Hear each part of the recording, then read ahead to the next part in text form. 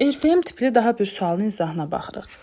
Nə deyir? Əgər tədqiqatçı fotosintezin sürətinə temperaturun təsirini araşdırmaq istəyirsə, nə etməlidir? Burada biz temperaturun təsirini öyrənirik.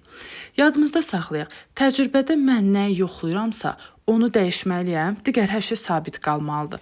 Sabit qalmalıdır ki, mən bu dəyişdiyimə baxaraq deyim, görüm bu dəyişdiyimi necə dəyişəndə nə baş verdi. Burada A mənim kontrol nümunə qrupumdur. Yəni mən A-ya nisbətən digərlərini düzəltməliyəm. Gəlin baxaq. Dedik temperaturu dəyişəcəm. Qalan hər şeyi sabit saxlamalıyam ki, öyrənim bu temperatur necə təsir edir.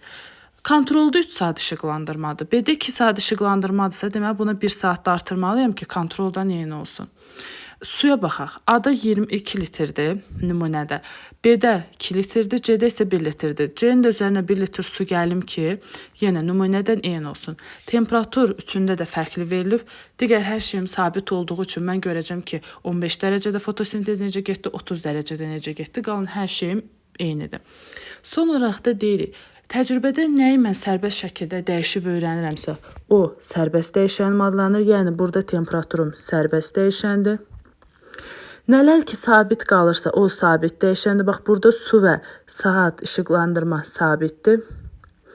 Və bu sərbəst dəyişənimdən asılı olaraq nə dəyişirsə, o asılı dəyişən olur. Burada da baxın, temperaturdan asılı olaraq nə dəyişəcək? Fotosintezin sürəti.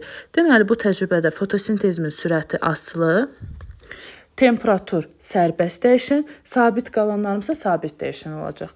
Digər təcrübələrdə bunu uyğunlaşdıra bilərsiniz.